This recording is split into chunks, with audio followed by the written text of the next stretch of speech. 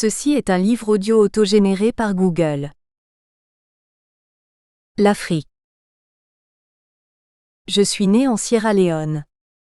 Voici le texte intégral de mon histoire, en italique, que j'ai dû retracer à travers mes larmes et ma colère parfois, mais aussi mes nuits blanches et celles de l'éducatrice qui a rédigé avec moi sans relâche cet écrit pour le présenter et le défendre devant l'OFPRA.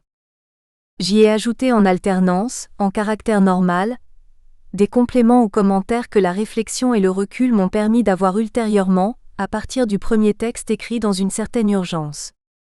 Pour moi, le texte pour l'OFPRA c'est un peu comme ma carte d'identité, puisque c'est grâce à lui que j'ai pu devenir un membre régulier de la communauté française, que j'ai obtenu le droit de résider librement sur le territoire français. C'est à partir de tout ce que j'ai dû remuer au fond de moi, que j'ai décidé d'écrire ce livre témoignage. Mon pays d'origine. Je suis né en Sierra Leone le 10 juin 1989. C'est mon pays natal où j'ai grandi avec toute ma famille. Mes parents s'appelaient Monsieur et Madame Barry. Mon père, Boubacar, né environ en 1965, était cultivateur. Ma mère Aïcha, née en 1970, était femme au foyer. J'avais une sœur aînée de 3 ans plus âgée, Adiatou, et un petit frère plus jeune de 3 ans, Kadja. Mon village est un village comme tous les autres villages, en Sierra Leone. Dans mon village il y a des coutumes et des règles. Nous vivons tous en communauté, les uns aux côtés des autres et nous sommes tous unis. Il y a le fleuve où chaque matin, les femmes se rendent avec les enfants pour chercher de l'eau. Certains hommes vont à la pêche ou à la chasse et puis les jeunes se regroupent pour jouer ensemble. Parmi ces jeunes, certains vont aider leurs parents. Ce que j'aime par-dessus tout, c'est qu'il n'y a pas d'a priori. Bien sûr, il y a un chef de famille et un chef de communauté qui a été élu par les sages du village. Les sages, ce sont les vieux. Nos maisons ne sont pas comme les maisons modernes, ce sont des cases en paille et en terre battue. Certaines de ces cases n'ont pas de porte. Chaque famille doit avoir au moins 2 ou 3 cases. Il y a des greniers, des garde-manger, des cases pour le bétail aussi. En général, 2 cases sont réservées pour les habitations des humains. Il y a un grand marché qui a lieu tous les mardis ou mercredis, c'est comme un centre commercial, mais en plein air, et tous les villageois s'y retrouvent. Ce sont les femmes du village qui vont là-bas pour vendre leur production ou leur récolte. Les gens aiment y venir, car c'est de la bonne qualité. On peut aussi y faire des échanges contre d'autres choses. Notre climat est tropical, il y a des grands arbres comme des baobabs. Chez nous on n'abat pas un baobab car c'est sacré. Il y a aussi la brousse, des forêts et de très grands fleuves. Dans mon village il n'y a pas de bateau, il n'y a que des pirogues. Nous, les jeunes, nous passions la plupart de nos journées à fabriquer des petites voitures avec du bambou. Pour nous ce jouet avait une valeur importante, nous en prenions soin. Certains parents partaient très tôt le matin et revenaient tard le soir. Durant ce temps, certains jeunes partaient se laver à la rivière pendant que d'autres préparaient à manger et s'occupaient des petits frères et sœurs.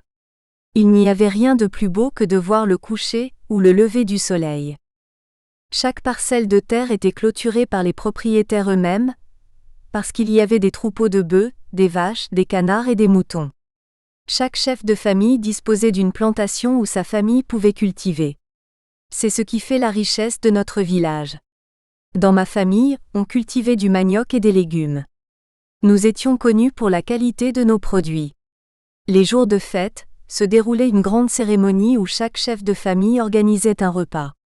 Après ce repas, il y avait des griots qui tapaient sur des tam-tams ou des tambours et des jeunes qui dansaient jusqu'à épuisement, et le lendemain la vie reprenait son cours. Nous étions très solidaires. Parmi nous, les jeunes, il y en avait qui partaient déjà à la chasse ou la pêche avec leurs parents. Lorsqu'on était malade, on nous soignait avec des plantes. Il y avait des guérisseurs qui jouaient le rôle de médecins. Il y avait aussi des marabouts, des sorciers. Les marabouts, ce sont des voyants qui prédisent l'avenir. Les sorciers sont là non seulement pour lancer des mauvais sortilèges, mais aussi pour protéger la personne ou le village des mauvais sorts qui peuvent être lancés contre nous. Les jeunes ne sortaient pas la nuit, car les parents disaient « Si tu sors, tu risques de croiser des sorciers ou des mauvais esprits ». Il n'y avait que les grands qui avaient le droit de sortir une fois la nuit tombée. C'est tout ce contexte qui nous protégeait. Nous, on n'avait pas peur, on se sentait protégés par le village. C'est en grandissant que l'on commençait à intégrer les coutumes et les traditions. La plupart des coutumes sont transmises de génération en génération. Chez nous, les noms de famille ont une signification. Le nom marque une certaine destinée qui se transmet de père en fils. Par exemple, dans une famille de forgerons ou de pêcheurs, le métier se transmettra de père en fils. Les anciens n'étaient pas favorables pour envoyer les jeunes à l'école. Ils craignaient que l'on échappe à notre destinée à cause d'influences venues de l'extérieur. À cause de cette croyance, beaucoup d'enfants n'allaient pas à l'école. De plus, l'école était très loin du village. En revanche, contrairement à d'autres pays d'Afrique, les écoles chez nous étaient gratuites. Il fallait tout de même acheter le matériel, et certaines familles ne pouvaient pas financer les études. Dans ma famille, l'école n'était pas considérée comme vraiment importante. Je serais allée à l'école à partir de 11 ou 12 ans seulement, et encore, on n'était pas obligé. Mes parents étaient agriculteurs, comme toute ma famille. Il y avait d'autres familles où tous étaient tisseurs, alors nos familles faisaient des échanges. Nous fonctionnions beaucoup avec le troc. L'argent pour nous les jeunes n'avait que peu d'importance. La terre apportait tout ce dont nous avions besoin. L'argent existait, il était important pour les grands mais pas pour les jeunes. Je suis née en Sierra Leone, mais j'ai peu de souvenirs. J'étais souvent sur le dos de ma mère. Je me rappelle qu'à chaque fois que ma mère partait au marché, elle disait qu'elle avait mal à la tête à cause du bruit des voitures et des camions, car elle n'avait pas l'habitude. Je pense que j'ai vécu jusqu'à 6 ans dans ce pays. On trouvait des marigots, ce sont des petites rivières, des sources d'eau qui étaient sacrées, où dans certains endroits, seuls les sages du village étaient autorisés à se rendre. Il y avait aussi des éleveurs. Mon village était relativement grand, dans mon souvenir d'enfant. La plupart des gens se déplaçaient à pied. Il y avait des courriers, des messagers qui arrivaient à pied. Certains faisaient 2 à 3 jours de route. Au fur et à mesure sont arrivés les vélos. La principale activité des jeunes consistait à aller chercher des fagots de bois. On passait la journée dans la forêt, et on ramenait du bois. C'était un vrai travail. Moi, j'ai eu cette chance de ne pas faire tout ça parce que j'étais encore petit. C'était ma sœur qui le faisait parce qu'elle était l'aînée. C'était aussi les femmes qui faisaient à manger. Ma maison était carrée à la différence de la plupart qui vivaient dans des cases rondes. Mais toutes les habitations étaient en terre battue avec de la paille pour la toiture. Il y avait des fenêtres, mais sans vitres, avec des volets en bois. Il n'y avait pas d'électricité, nous avions des lampes tempête et des torches. Certains savaient lire l'heure à partir du soleil. L'éducation n'était pas vraiment sévère, mais elle comportait des obligations. On devait absolument acquérir des connaissances avec nos parents, qui nous transmettaient leur savoir-faire. Nous n'avions pas une éducation souple par rapport à d'autres parce que non seulement la vie quotidienne nous forgeait, mais nous étions aussi forgés par nos parents. L'obéissance et le respect des adultes représentaient des obligations incontournables. Nous avions un certain nombre de tâches à effectuer pour participer à la vie familiale et collective. Mon arrière-grand-père préférait vivre dans une maison-case plutôt que dans une maison moderne, parce qu'il y était habitué.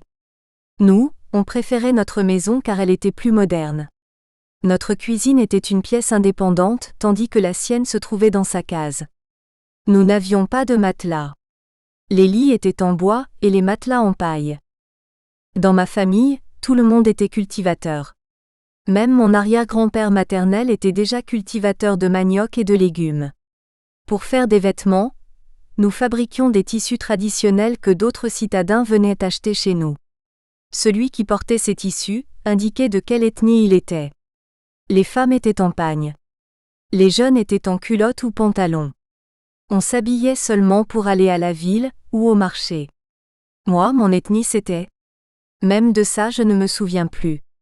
Si on me disait le nom ou si je le voyais écrit, peut-être cela me reviendrait-il. On parlait plutôt le créon mais aussi l'anglais. Mes arrière-grands-parents venaient de Guinée. C'est ce qui fait que dans ma famille, on était un peu plus clair de peau parce que mes grands-parents avaient émigré. Au repas on mangeait plutôt du riz, du manioc évidemment, des patates et des légumes. On mangeait plus de poisson que de viande, plusieurs fois par semaine. En fonction des sauces, il y avait certains repas où l'on ne mangeait ni viande ni poisson. Ma mère faisait la cuisine. Ma sœur l'aidait. Je n'ai que de vagues souvenirs. À la maison au quotidien, il n'y avait que mes parents et nous trois, les enfants, qui vivions ensemble. J'ai de bons souvenirs, comme lorsque mes parents nous racontaient des histoires ou lorsque je partais au marché avec ma mère. Quand j'étais fatiguée de marcher, elle me portait sur son dos. Elle a continué à le faire même quand j'étais plus grand, me prenant sur son dos quand la route était longue. Ensuite, c'est mon frère Kadja qui a pris la place sur le dos de ma mère, et moi je restais avec ma sœur à la maison pour faire la cuisine. D'autres femmes restaient au village surveillaient les enfants. Il y avait des odeurs particulières comme une fumée, la campagne, la cuisine, des odeurs de fruits ou de condiments, toutes sortes de saveurs fortes dans les marchés. Quand ça a commencé à basculer, on m'a simplement dit que des rebelles étaient allés dans d'autres villages. Mais tant que ça ne t'arrive pas à toi, tu n'y crois pas. Les enfants étaient tenus en dehors de tout ça. Les adultes nous préservaient en nous laissant jouer dehors et nous étions habitués à ne pas poser de questions. C'est seulement avec le recul que j'ai réalisé la gravité de la situation. Tout a commencé pendant la guerre dans mon pays. J'étais trop petit. J'avais 6 ans lorsque j'ai été séparé de mon père et de ma mère par les rebelles, suite à une guerre civile en janvier 1995. Je me souviens que tout est arrivé subitement. La rumeur courait que d'autres villages avaient été attaqués. Des villageois s'enfuyaient de partout. Dans le village, plusieurs familles se sont sauvées. Mais nous, nos richesses étaient dans la terre, nous ne pouvions pas nous en aller. Mes parents gagnaient bien leur vie, il aurait fallu recommencer à zéro. Comme nous n'avions pas d'autre endroit où aller, nous sommes restés. Les rebelles. Un groupe de rebelles est arrivé dans mon village, situé dans le nord. Un soir, alors que tout le village dormait, ils ont commencé par encercler le village puis ont tiré sur les habitants qui ont crié et ont couru dans tous les sens. Les gens ne savaient plus quoi faire. Les rebelles mettaient le feu aux maisons du village. Mes parents nous ont réveillés, afin que nous nous échappions avec notre mère. Tout d'un coup, les rebelles sont venus dans notre maison, ils ont tiré sur la porte et sont rentrés de force. Ils ont attrapé et frappé mon père, puis ils ont commencé à le tabasser. Ma mère, ma sœur, mon petit frère et moi sommes sortis par la porte de la cuisine. Ma mère et ma sœur pleuraient. Il y avait des femmes et des enfants en pleurs dans la rue. Il y avait du sang partout. On avait du mal à se repérer et à avancer car la nuit était tombée. Allongé au sol, mon père était resté avec les rebelles. Il essayait de nous protéger d'eux. En nous enfuyant, nous entendions, venant des maisons, des coups de feu et les cris des gens. Ma mère est tombée par terre, et elle nous a dit alors de courir vers la forêt. J'étais en pleurs. Alors une femme m'a relevée. Mon petit frère est resté près de ma mère. Il pleurait beaucoup, et ne voulait pas la quitter. Il se cramponnait à elle, terrifié par tout ce carnage. Ma sœur et moi avons suivi cette femme que nous connaissions, car elle était du village. Nous sommes partis vers d'autres villages moins tourmentés. Nous n'étions pas les seuls à nous évader. Il y avait d'autres gens avec nous, tout le monde s'enfuyait en courant, certains étaient blessés. Nous sommes arrivés tôt le matin dans un village où les villageois ont accueilli les blessés. Les plus en forme sont repartis avec d'autres villageois, armés de matraques, fusils et autres armes secourir le reste des habitants restés au village. Alors que pendant ce temps-là, d'autres prévenaient la police. Plus tard, alors qu'il faisait jour, nous sommes retournés dans notre village. Ma sœur pleurait, car il y avait le feu partout, les gens pleuraient à la vue du sang sur les murs, des enfants massacrés au sol et des personnes brûlées vives. Une partie de notre maison avait été incendiée. Les rebelles étaient déjà repartis, en laissant des morts au sol. Puis la police est enfin arrivée, et s'est mise à poursuivre les rebelles dans la forêt. Ma sœur cherchait ma mère partout. Nous nous sommes rendus à la maison. En rentrant, nous avons vu notre père à terre. Il ne bougeait plus, sa chemise était maculée de sang, il était déjà mort. Notre sauveuse était toujours avec nous. Elle nous a accompagnés, et nous sommes partis chercher notre petit frère qui était resté avec notre mère. Nous avons retrouvé notre mère cachée derrière des arbres, derrière la maison. Elle était couchée par terre, morte, avec d'autres gens également morts. Mon petit frère n'était pas avec eux. Quand nous sommes revenus à la maison, ma sœur l'a vu avec un homme et une femme qui le ramenaient chez nous. C'étaient nos voisins. Mon petit frère était vivant. Il y avait la police et les médecins partout. Nous sommes restés quelques heures avec les secours. Ils nous ont emmenés et nous sommes partis avec la police dans leur camp. Il y avait des femmes et des enfants avec nous. Dans le camp où nous sommes restés quelques semaines, certaines personnes de mon village ont été séparées de nous et réparties dans plusieurs camps. Mon petit frère est tombé malade. La sauveuse était toujours avec nous. Elle aussi avait perdu toute sa famille. Après quelques semaines, des délégués humanitaires sont venus nous chercher. Nous sommes restés plusieurs semaines avec eux. Ils essayaient de contacter nos parents, oncles, tantes ou cousins. Mais ils n'ont pas réussi à les trouver. Aucun de nos parents n'est venu. Quand je pense aux rebelles, je pense aussi aux enfants rebelles. C'est facile de fabriquer des rebelles, en profitant de leur faiblesse et surtout de leur désespoir. J'en veux à ceux qui ont entraîné les enfants à devenir des rebelles. C'est eux les responsables, c'est eux les criminels. Les vrais responsables, ce sont ces soldats qui, en connaissance de cause, attrapent les jeunes, les embobinent et leur montent la tête sous la menace. Manger, c'est un problème, et le jeune à qui l'on fait miroiter qu'il pourra manger à volonté se laisse convaincre. Lors des rafles, lorsque les gamins se faisaient attraper, on les marquait dans leur peau comme du bétail, ils ne pouvaient plus s'enfuir. Ensuite, on les formait à devenir soldats. Nous espérons que vous avez apprécié cet aperçu. Pour continuer à écouter ce livre audio sur Google Play Livres, utilisez le lien dans la description de la vidéo.